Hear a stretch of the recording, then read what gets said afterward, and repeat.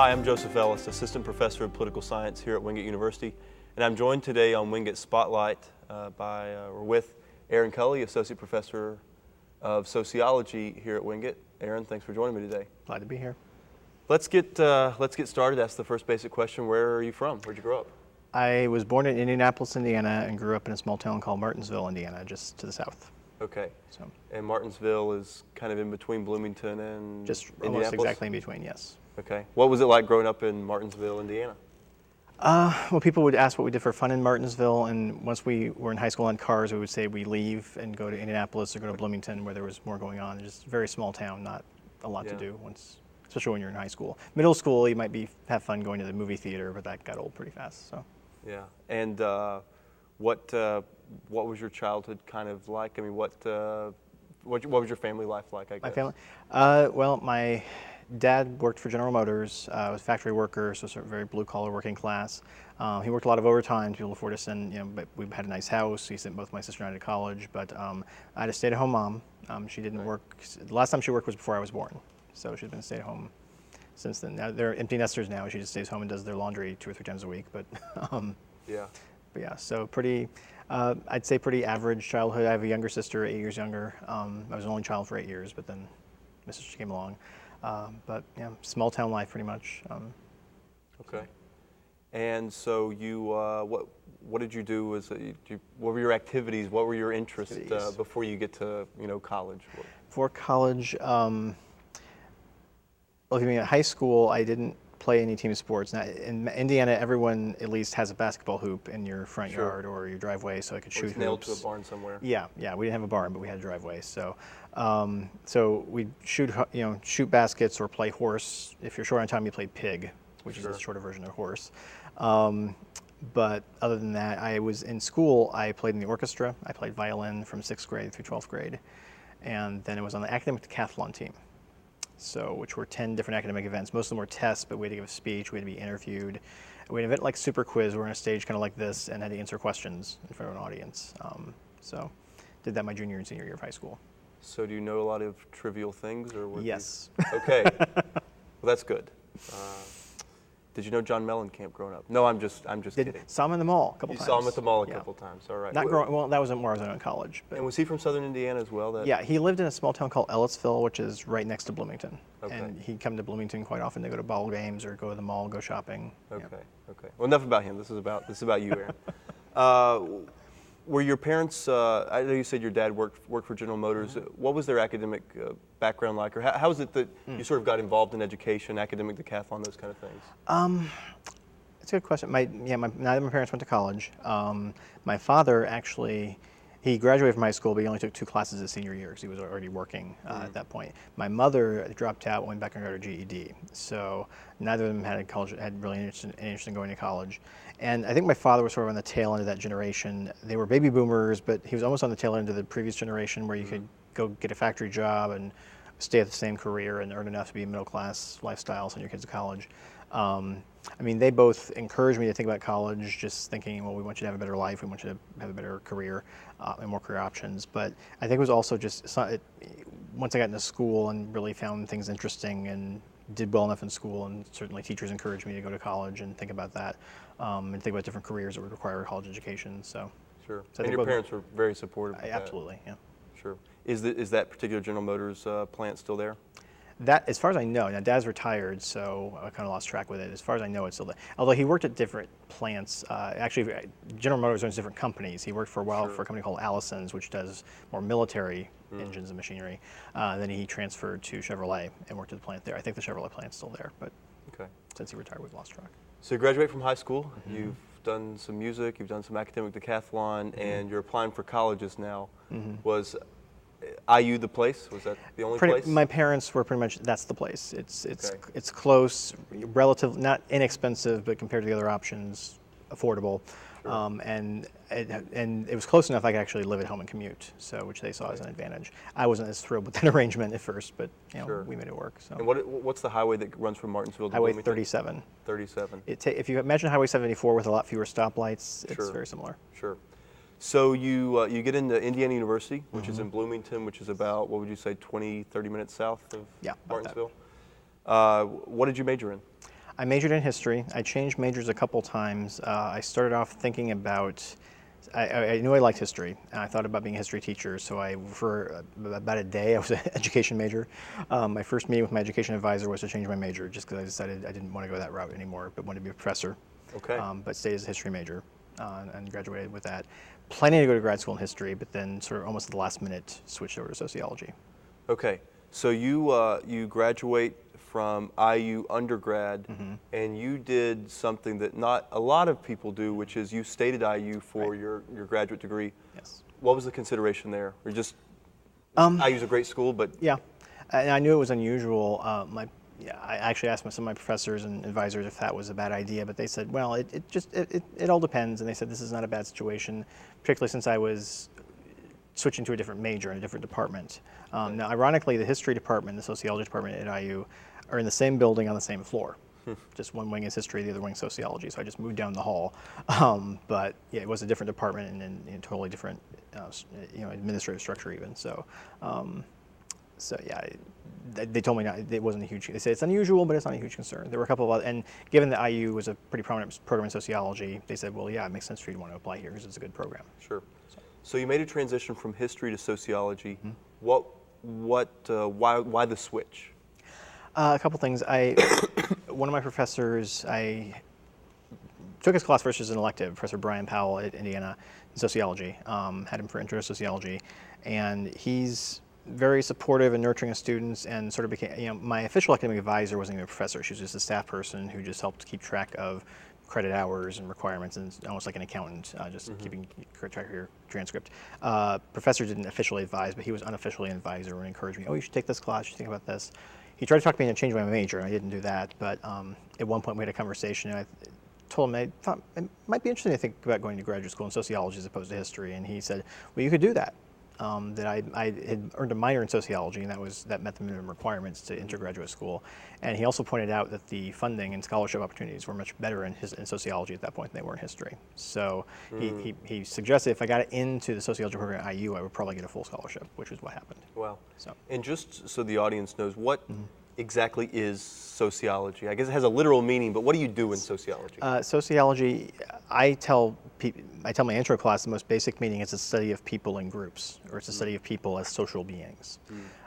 We study people in society, we study society as a whole, we study families, we study relationships, but there's a subfield, social psychology, which overlaps a lot with psychology, but it's looking at the psychology of people as shaped by society and relationships, class issues, race issues, gender issues, religion, culture, just sort of all those things together. So all the ways in which we sort of naturally, but also even artificially group ourselves. Yes, absolutely. Okay, so you've entered the graduate program, accepted in the graduate program at Indiana. You get your master's, and then you go on to get your PhD at Indiana as well. Okay. Yeah, and the way the program worked, I was accepted as an out of bachelor's program right into the doctoral program, and the way they dealt with that is if you didn't have your master's yet, you got that along the way. Right. So. Okay. What started to pique your interest in sociology? What are the things that you were drawn towards that eventually became a dissertation or your research interest? Well, when I started, I had a lot of different interests. I guess in some ways I was still thinking like a historian or as a history major. My first year, all the graduate students were assigned to this program called the Social Research Practicum. And a different professor leads it each year. They compete to lead it because they get all the first-year grad students working for them. So if they want a lot of work done on a certain topic or a certain project, they get all this free labor. So my year, it was a demographer with our professor who was in charge. She was a sociologist, but she specialized in demography, study of populations. And specifically, she was a Japanese demographer. Now, she herself is not Japanese, but she studied Japanese demography. Okay. And she had these population registers from a village, I think, called Yokouchi. From 1671 to 1871. The Japanese government had collected these registers for households, who lived there, how old they were, how they were related to each other, things about their crop output, their religious affiliation, several other bits of information, sort of like a census. Sure.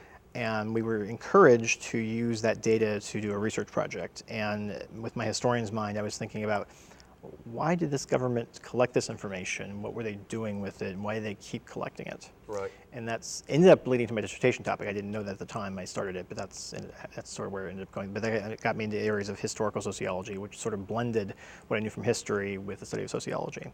And that's sort of what put me on that path. Sure. And anytime the government does anything, it's about them normally. So Yeah. that's another kind of Yeah. important part of that equation. Okay.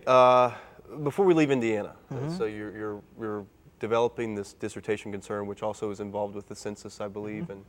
and issues like that. What's a Hoosier? A Hoosier literally is someone from Indiana. Okay. It's also, there's no team mascot at Indiana University. The teams are just called the Hoosiers. And I think by association, IU students are called Hoosiers. So I'm a Hoosier twice over. I was born in Indiana, but I also went to Indiana University, so both ways I'm a Hoosier. People have researched the term to see if it has any other specific origin. There's no one knows, just as long as anyone remembers people in Indiana, before Indiana was even a state, when it was still a territory, they were called Hoosiers.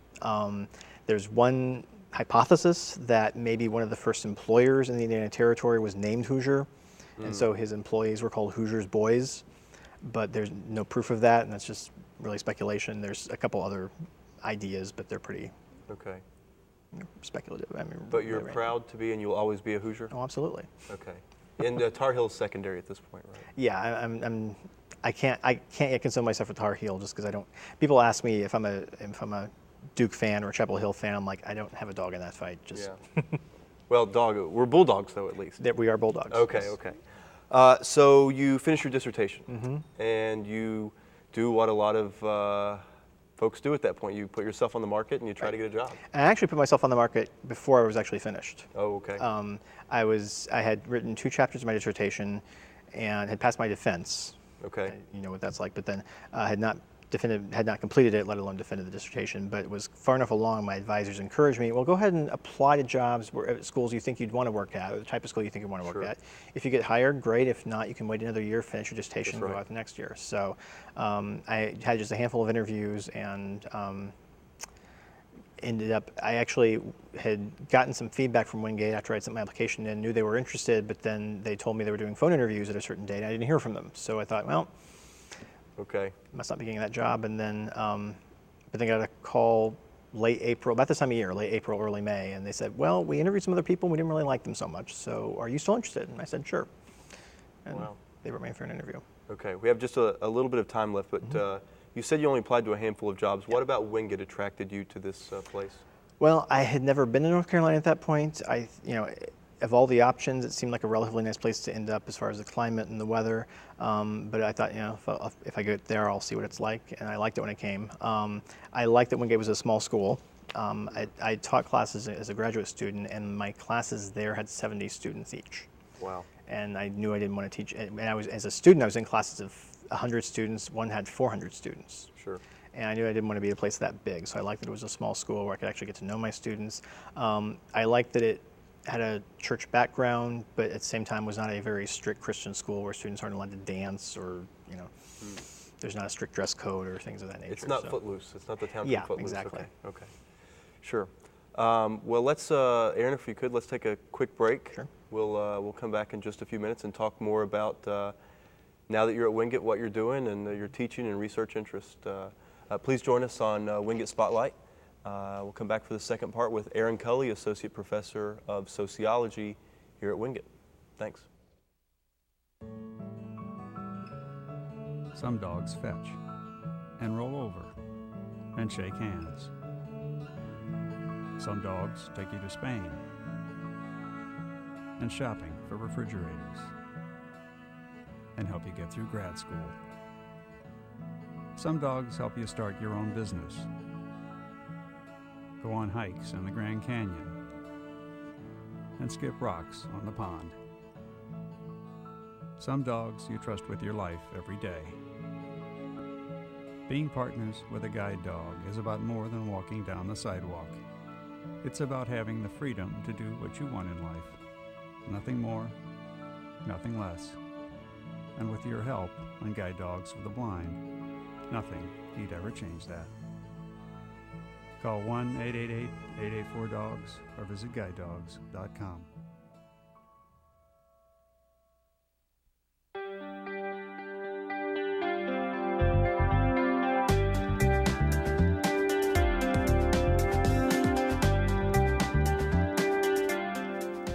Welcome back to Wingate Spotlight. I'm joined today by Aaron Culley, Associate Professor of Sociology here at Wingate. And now we're going to turn to, you're here. Mm-hmm.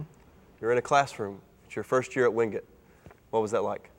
Well, it was fairly intense. I mean, I can't say I felt like I was just thrown into it. Fortunately, during grad school, I had the opportunity to teach my own classes, and they weren't classes overseen. I mean, we had, some oversight by our professors, but they let us teach the class, write our own lectures, write our own exams, choose our own books. So I had done that type of work before I got here, so that felt good to have that to fall back on. I was just doing more of it. So, and teaching some new course. Before I mostly taught the introductory sociology course and then sociology of religion. Here I was teaching 4 sections a semester, 3 different classes. So 2 of them were entirely new to me. So that was an interesting experience. I taught social problems for the first time and deviant behavior for the first time, along with intro. So, but the students were great. I didn't. People ask me, are the students very different here from in Indiana? Not really. They were responsive and enthusiastic, and few didn't want to work as hard as others did, but I had dealt with that before, so sure.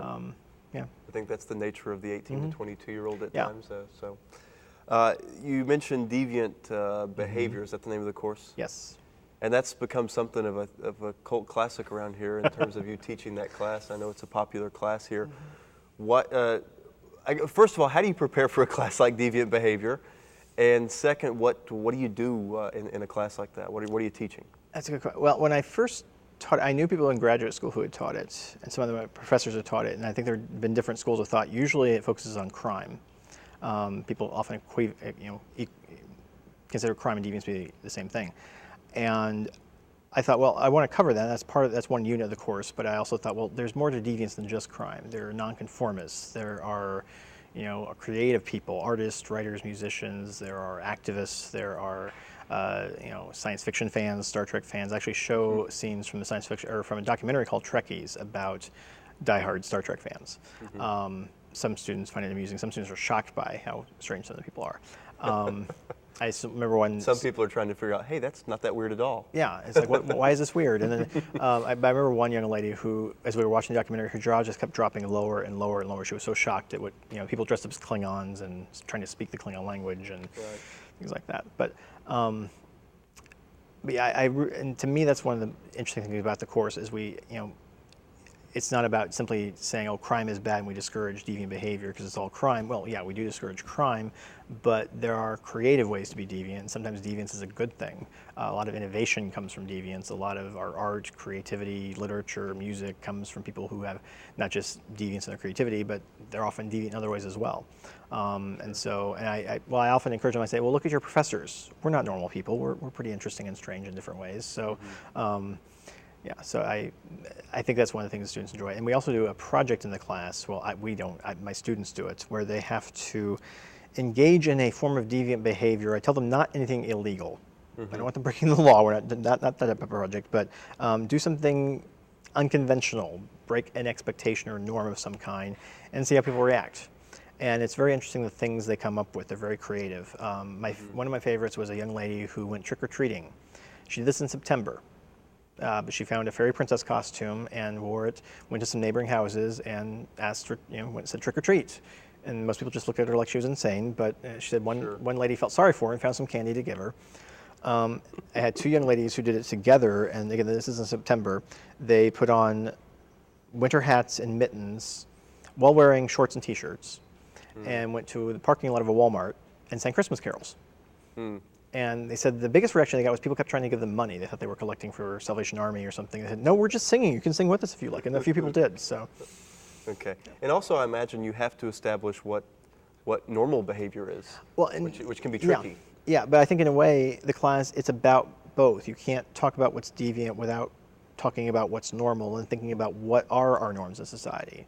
And I sometimes think critically about, well, should we always follow the norms? What are the norms, and is it always good to be normal? When is it good to be deviant? We talk about activists like the civil rights movement. Had they followed all the norms, they would have ended up not challenging laws and customs that needed to be challenged. A lot of our when we think about creative artists or people who set new standards or break boundaries, well, they do so by challenging the assumptions and expectations of what had come before. So I really try to encourage the students to think, well, deviance is not, it's a bad thing sometimes, and sometimes it's a very good thing. And to try to encourage them to think about it that way. Sure. And I suppose deviance also has a very legalistic understanding. On the one hand, if you break a law, that's a deviant behavior. Right. But then there's, as you talked about, norms as well. I mean, you can, not holding the door open for someone might be a deviant behavior, right? There's no law about that. It's just, it's not normal or outside of the norm. So interesting.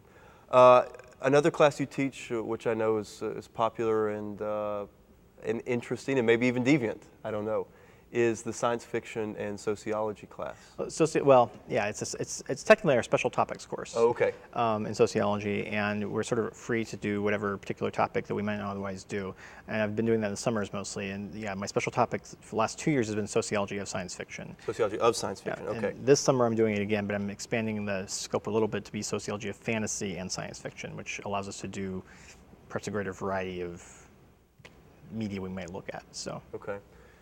Give me an example of sociology in science fiction. Like what, for someone that doesn't know anything about sociology, or maybe even science fiction, how would you explain that? Okay, well, science fiction, we think of ray guns and spaceships and, adventure, Star Wars or whatever, but a lot of science fiction serves as a form of social commentary. People tend to portray situations in science fiction that are analogous to real world problems or issues. Sure. And sort of helps us think about them from a completely different perspective. Like in Star Trek, many times they would talk about relations between different alien species or people from different planets as a metaphor for relations between different countries or relations between different races. There's a really infamous of the original Star Trek series an infamous episode where they had two men, or what looked like men, but they were black on one side and white on the other side. But they hated each other. They called themselves separate races because one was black on this side, the other was white on this side, and then vice versa. And the people on the Star Trek said, well, aren't you two the same? They said, no, I'm white on this side. He's black on this side. And they hated each other just for that reason. And they were trying to show just how ridiculous it is that we hate people because of their color. Right. So how callous things are. And also, I mean, art and film and literature doesn't just come out of a vacuum. I mean, it exists and is written and is produced in times of social trauma and absolutely, yeah. And the fantasy element, does fantasy? What does that make the class when you add that element to it? I'm still kind of thinking through all that, but I mean, to a large degree, it just kind of opens up more things we might look at. Because so far with science fiction, you're typically looking at things that are set in the future. Okay. Or using advanced technology or time travel, something like that. And in the past, we've looked at shows like Star Trek. Last summer, we looked at the X-Files, as well as a show called Firefly, which, if you know Buffy the Vampire Slayer, Joss Whedon, the creator, he also did that show. But I was thinking Buffy the Vampire Slayer is a show I'd also like to show, and that's considered more fantasy because it involves magic and the supernatural. So something like Lord of the Rings might be fantasy, but certainly not science fiction. Right. All right. Yeah. Okay. All right. Let's turn now to some of your own. I guess more research interests, I guess we could call them. I mean, when you go to a conference or when you're just reading a book that's not maybe science fiction or not just a strict sociology textbook, what are you reading? What are you interested in doing right now? A lot of what I do is in the area of sociology of religion, which is one of the classes I also teach. Doesn't have much to do with my dissertation. I sort of moved off into new areas from there.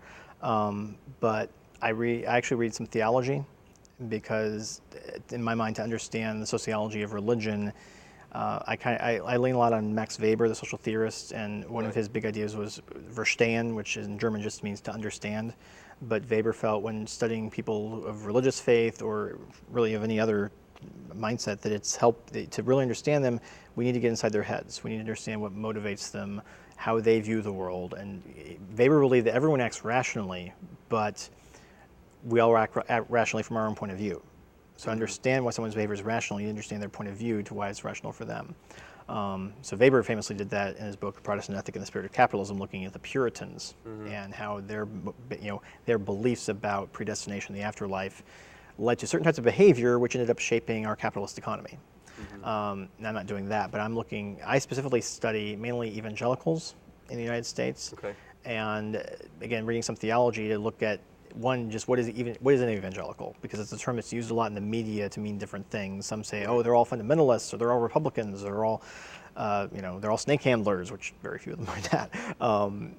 But to sort of try to understand, well, first of all, how do they define being an evangelical? What does that mean to the people who use that term? And one thing I found is it means different things to different people. But then how does that view the way they look at their faith, the way they look at issues, whether it's things like gay marriage or abortion or politics in general? Are they all Republicans? Which they're not. But then I kind of try to ask questions of, well, how do they look at politics? Why do they support one candidate or another, or one party or another? The last time I was at a conference, I actually did presented a project I did with the students. The title was Witches, Wizards, and Evangelicals. And we'd been analyzing books by evangelical Christians on Harry Potter. And because I discovered that there were a number of books by different evangelical authors either praising Harry Potter as wonderful, or condemning it as satanic, or everywhere in between. And what was really interesting to me was they were all directly or indirectly using the Bible as their justification. And they were all quoting the Bible in some form or another, saying, well, because the Bible says this, we believe this, and therefore we either like Harry Potter or we don't like Harry Potter. But they came to very different conclusions. I mean, it almost ran the entire gamut from thinking Harry Potter is Satan, to Harry Potter is a metaphor for Jesus, to much more neutral positions in between. So, but all of them would say they based those conclusions on what they get from the Bible. Yeah, and the sociology aspect is, unless you've been living under a rock, I mean, Harry Potter is as influential to our culture as anything that we've seen in the last 20 years. Absolutely. Wow. So, Weber's a big name in sociology. Is he someone that inspired you in other ways? I mean, he's written about science. He's written about politics. I know for my own personal interest. So. Yeah. I mean, when I took one of the classes I took as an undergraduate and then again in graduate school was sociological theory, and the three main theorists they emphasized were Max Weber, Karl Marx, and Emil Durkheim. Yeah. And of the three, Weber was the one I really gravitated toward the most, just the way he studied ideology, and really, I think I resonated with his approach to studying behavior and really trying to understand how people think. And I like that he didn't throw out what Marx or Durkheim said. He said, well, the social structure is important, but people's ideas and how people interpret their situation and structure and then respond to it is just as important. And that's always resonated with me. And in particular, when Weber studied religion, he suggested that there were typically two ways he saw religious institutions playing a role in society. One he called priestly religion, where they essentially are helping to support and maintain the social order. So state-sponsored religion often takes that form, or religion may not be state-sponsored, but it's very patriotic and supportive of the government or the leader or traditional values. But he says you also have prophetic religion, which tends to criticize the social order. And you would find examples of this in the civil rights movement or in the abolitionist movement before the Civil War, where they're looking at what they see the injustices of society and saying, well, the role of our faith is to address that and speak up for the oppressed and not simply maintain the order as it is for the sake of order. So religion has the capacity to legitimize some activities, to delegitimize others, but those activities are, different for each person. Absolutely. What those things are. Well, Aaron, it's been nice chatting with you today. I've enjoyed the conversation. And thank you as well for joining us today on Wingate Spotlight. Once again, I'm Joseph Ellis, Assistant Professor of Political Science here at Wingate, and I was joined today by Aaron Culley, Associate Professor of Sociology. And join us next week. I'm not sure who our guest will be, but we're going to do this one more time before the semester ends. And join us next week, and we'll learn more about some of our great professors here at Wingate. Thanks.